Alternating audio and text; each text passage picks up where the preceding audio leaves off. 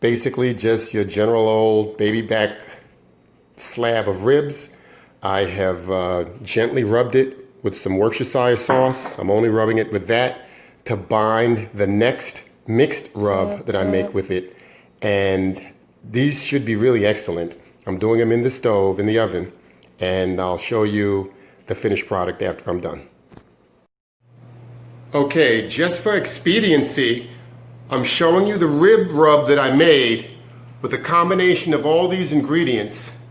Kind of made myself a nice rub, and there we are with the rub on the meat itself. I'll let this set in for a few minutes before I put it in the oven again at 225.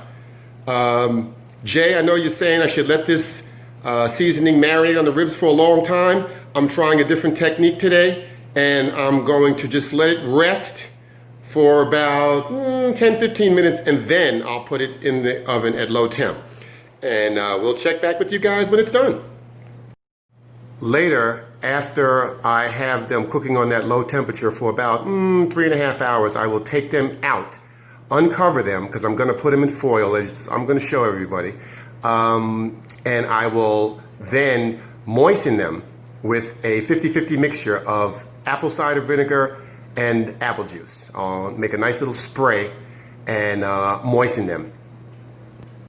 Okay, so we have transferred the ribs from the seasoning foil over to my contraption here, and we're now gonna slip them in the oven at 225 degrees for about 2 hours. We're putting them on the center rack, right? And we're putting them in there naked because we want the heat to slowly get into the meat itself and slightly penetrate the bone before we actually wrap them up later on down the line. I'm gonna put just a little bit of water in there, and that water will act as a moisturizer as it cooks. So they're slapped in an oven, 225 degrees. We'll check them in 2 hours, and we'll see how they're turning out. Stay with me. Okay, so the ribs are in the oven.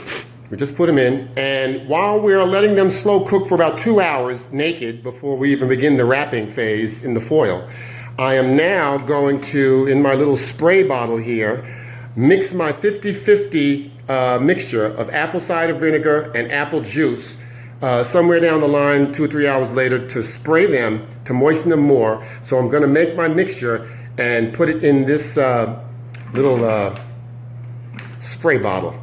All right? And you'll see how that works out when we're ready to get to that point. Okay, so the mixture is now in the atomizer, and it's not a lot because we're just going to do a quick spray over the front and the back of the ribs. And, you know, basically this will keep the meat nice and tender. The vinegar and the apple juice will sweeten the meat, and the vinegar will tend to break down the fatty fibrous threads and strands that are in the meat.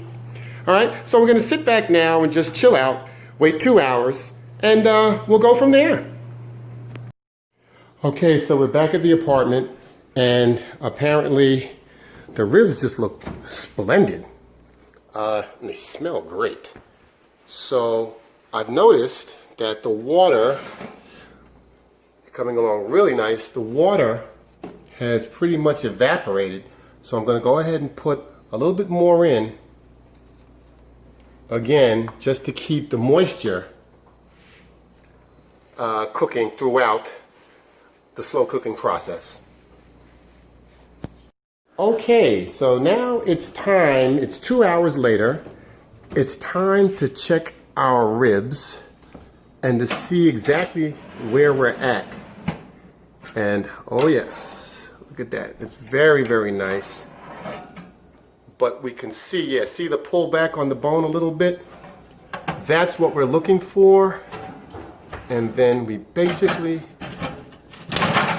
we want to test this want to see. Yeah, you see the bounce in those boards? You see the bounce? They're getting soft, and that's really where I want them to be. So what I think I'm going to do, I'm going to continue at the slowest of slow cooking, 225, and we will sauce them next time out. I'm going to put them back in for 1 more hour before we even start the wrap and the saucing. So stay tuned, everybody. So I'm saucing the ribs real nice now.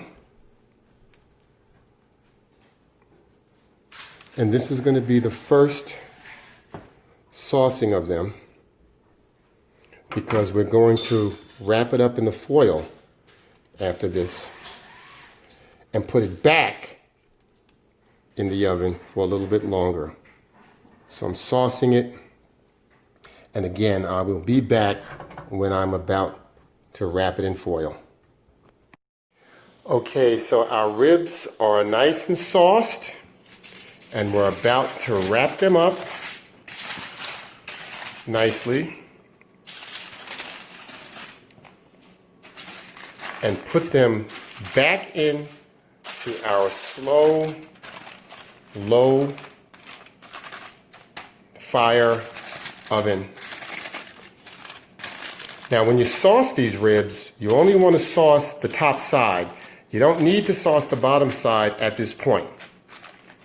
And what we're going to do now is put these bad boys back in the oven at 225 degrees and continue cooking for about another hour.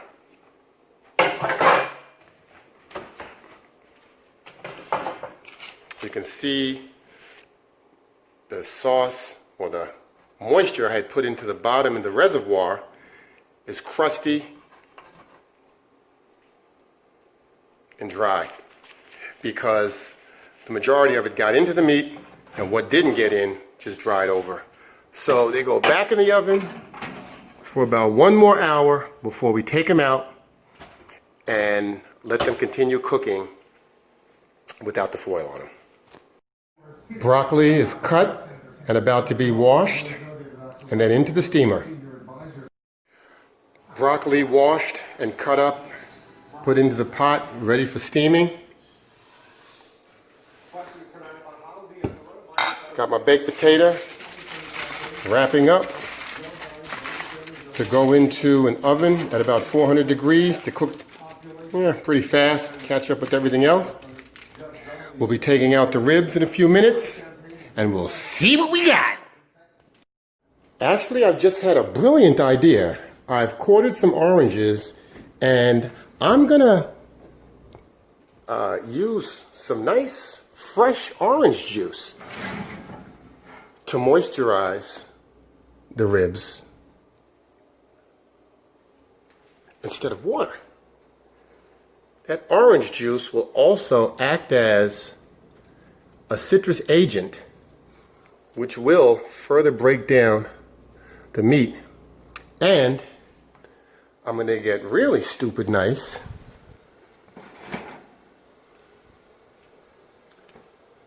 and drop some of this juice actually right onto the ribs themselves. So, got all that nice citrus moisture in this meat. You know, some people, like Noyd, for example, he infuses a lot of his pork with some kind of special juice. But I don't want to do that because, again, ribs are very thin. They're basically bone and a little bit of meat. So I don't think it's necessary to kind of infuse the meat, but I will sprinkle a little of that juice over the top.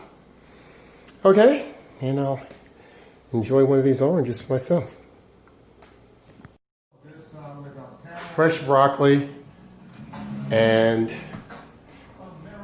carrots about to be steamed in the double boiler as we wait for the ribs to finish.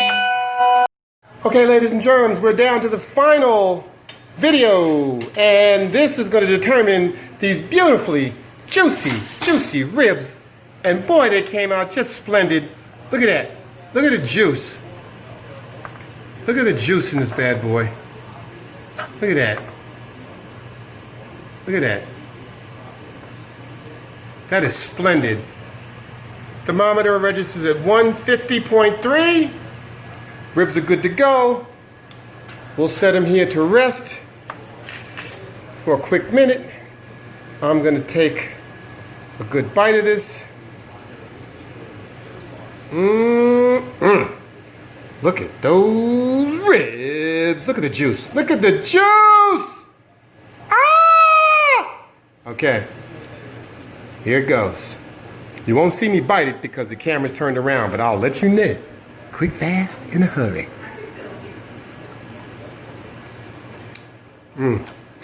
Oh. Oh, yeah. Oh, yeah. In the infamous words of Emerald the Chef, oh, yeah, bag. Oh, yeah, bag. Beautiful thing. Ladies and gentlemen, that concludes the cooking show today on how to slow cook how to slow cook some baby back ribs to perfection. Thank you very much. Hope this has been very informative. I'm firing up the vegetables now. Get those bad boys on medium heat. Steam them. Potatoes in the microwave actually because there wasn't enough time to do it in the oven. And I'm a grease. Grit, grease, baby. I'm greasing. Okay, so we're at the